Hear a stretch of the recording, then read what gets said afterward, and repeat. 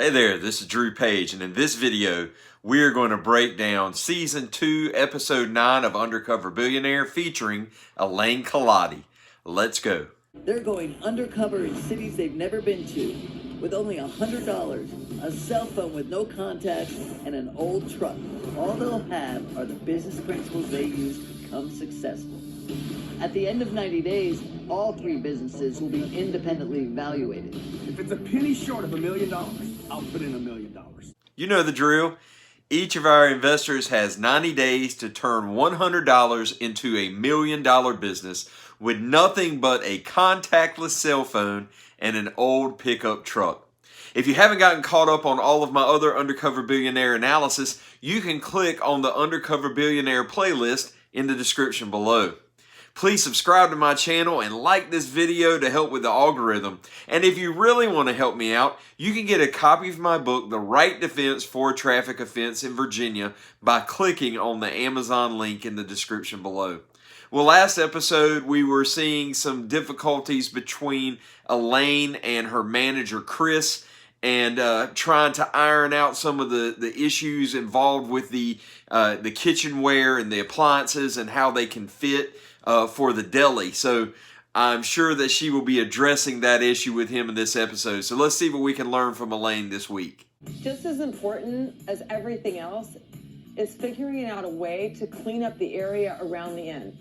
If I can't get this area cleaned up, I'm going to run the risk of people not just wanting to not invest in the area, but no one's going to want to invest in Shepherd's Inn. And that's going to ruin my plans of getting to $1 million business. No one else sees the value of this area and the potential, but I do. It's really rough around the edges, but it's ripe for redevelopment. If I could just figure out a way to get this place cleaned up, it would be a game changer. My goals right now are to ramp up renovations and hire someone to run the coffee shop tranche. Then I'm going to clean this neighborhood up and change the game. Elaine gives us her goals for the week, which include ramping up her renovations on Shep's Club, but also trying to make sure that the community around her is cleaned up. She's got a problem with homelessness. She talks about how a homeless person lit a fire in her trash can, and she ended up having to call the police department.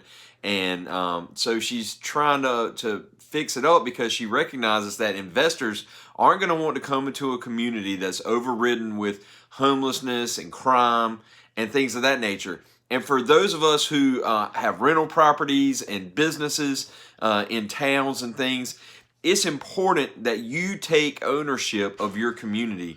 You can't just depend on everyone else to do what you should do in your community. If you just let your rental house just turn into a slum like Mr. Potter on It's a Wonderful Life, it's going to bring your community as a whole down and invite those type of lower level members of society to come in. Whereas if you improve your society, you're going to get better people in your society. So you need to take ownership. If you own a business or if you own a rental house, you need to make sure that you are doing your part to improve the community and not just sitting by the sidelines and letting it go stagnant. So the next big layer on top of that is everybody that's involved here is on sweat equity. Okay? There's no money. The money's later. So being unemployed is helpful in that, any money is good, but I'm not going to be able to fill that void immediately. We've had a lot of people that have put a lot of tears into the first half of this. You've got a lot of squats to do before you get to ski on the ski team. We've got a lot of work to do before I can say, she's our plug and play. All I can say is this: if we start making money, which we will, then you're going to start making money. Do you want to give it a try? I can do that for you. Yeah? Yeah. I kind of hear that it's going to be sort of thinking on my feet, doing what you need to do in the moment until we figure out the coffee shop. It's fine. We're a good bunch. I'm up for an adventure. Yeah. I have never worked for someone without pay. I'm going to work for Elaine here because I can see her potential in making something great. And sometimes you have to sacrifice to find a great opportunity. Wow. Now doesn't that segment run completely counter to the culture we're in right now, where everybody's saying, gimme, gimme, gimme, gimme more, gimme more, gimme more. I got to have higher minimum wage. I got to have more of this, more of that. I deserve more. She's saying she will sacrifice and take nothing so that she can have a piece of the business. Where's that mindset at today? Where's that at in the media?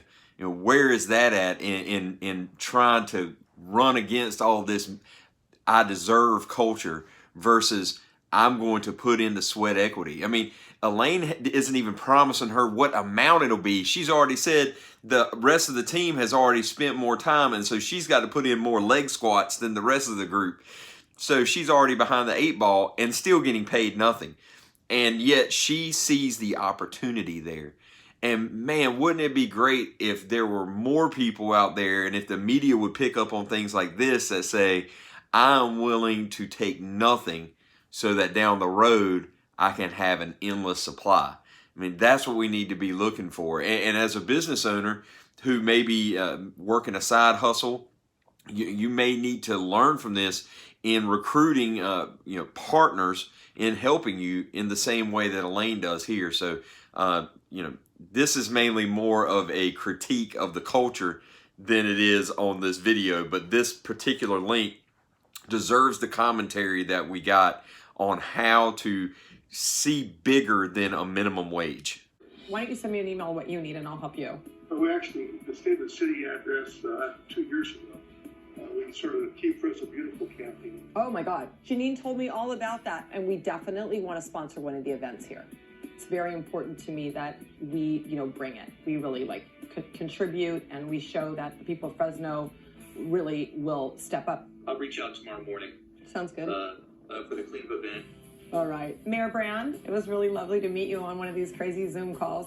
Red carpet, not red tape. You don't want to get bogged down in the bureaucracy. Anytime you want to start a business, you need the local government to work with you. It's very important that you work with the city to get the permits and the permission that you need to do any event. Do something for the city. If you do something for them, they will do something for you. And if you don't have a relationship, expect red tape instead of red carpet. Red carpet, not red tape. So if you're starting a business, you need to do like Elaine here, who contacted the mayor, explained the issues relating to homelessness and trash as relates specifically to Shep's Club, and was asking about how she could get some help. And then she also said, well, how can we help you? And the mayor mentioned that at the State of the City address a couple of years earlier, he had mentioned the Keep Fresno Beautiful campaign about trying to clean up the city. And so she is offering to sponsor one of those events and build that goodwill with the community. So as a business owner, it is always best to be in good stead with the community leaders as best you can. Even as a lawyer whose main job is to fight against government bureaucracy, when it comes to our business, we still treat the government officials with respect. They know who we are. We know who they are. And especially in small, tight-knit communities. Big cities, it's going to be a little bit more difficult to build those relationships, although you should continue to work on that. But especially in those places where it's a group of people who have always known each other, and then you've got an outsider that comes in and is trying to rock the boat. If they don't like you, you're going to run into some trouble. So roll out the red carpet to avoid the red tape. Good. We even shot a commercial for the cleanup. The thing on the train track thing? Yes, we did. We did a whole... Wait, who did it? Callie, Janine, and I, and Chris. Oh my God. Let me see. It won't go sideways. He sent it to me as a thumbnail. We're so excited about the downtown Fresno cleanup date that we couldn't wait to get started. Oh my... Shepherd's Inn and Keep Fresno Beautiful are teaming up once again to beautify Fresno. You can help too. Join us at the parking lot across from Amtrak station. At this event, Shepherd's Inn will be introducing this year-round cleanup initiative called A Bag of Trash for a Bag of Lunch. Come out and enjoy this fun day with your fellow Fresners. So come join us, and remember, keep Fresno beautiful. Oh my God. You guys. Oh my God, I'm gonna watch it again. I was about to die of pride when I was watching it.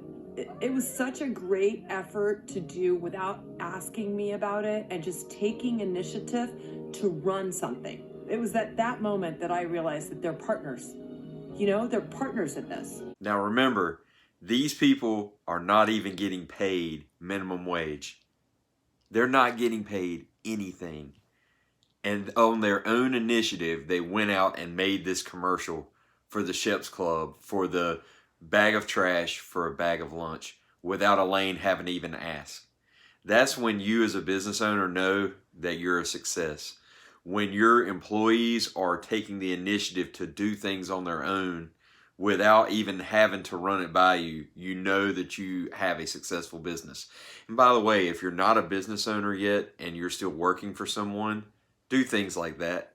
You'll find that it will raise you up not only in the mind of the person who's paying you or that you're working for or that you're partnering with, but it's going to broaden your horizons of what you're going to be able to receive in the future. If you give, it always comes back. And you take those types of initiatives, it will always come back in a positive way. So kudos to them. We're getting down to the end of the bread. That means that we are almost at 250 sandwiches. Okay, Chris! I think the team is trying to find their groove. So there was a little bit of frustration with just maybe finding where they needed to be, what they needed to be doing.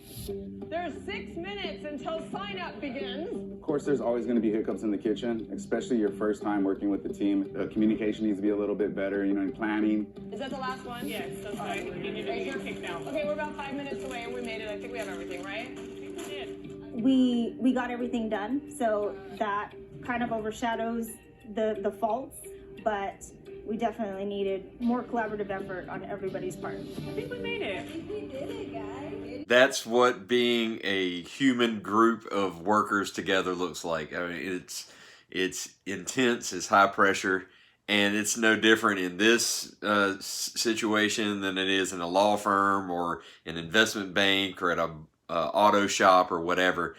So anytime you're going to have people, you're going to have problems, you're going to have high stress, you're going to have people disrespecting you, and it's all about how you can figure out how to work through that.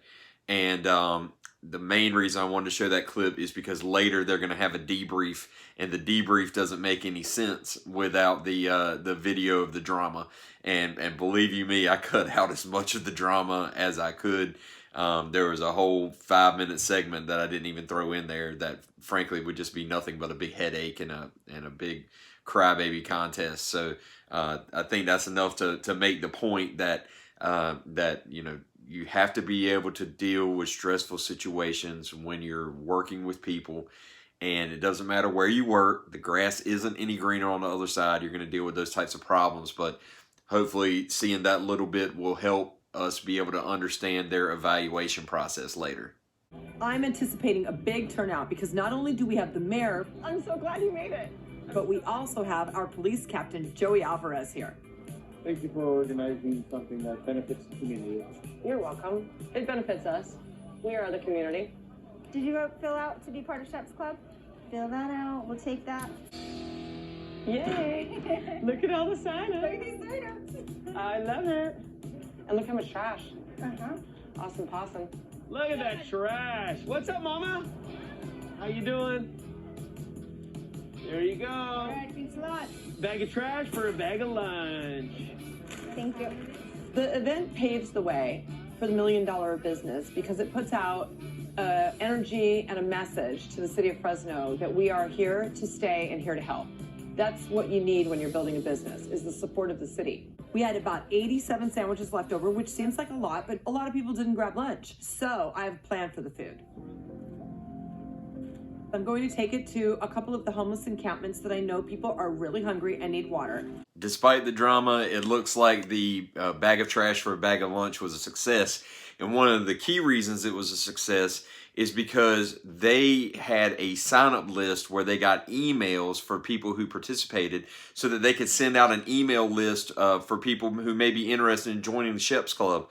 And Grant Cardone is a master at this. If he does any event, any type of free book, any type of free training, he always has people sign up with their name and their email address so that he can bam, bam, bam, bam, bam, send them with an email. I probably get 20 emails from him every single day from different events, different books, different sales promotions.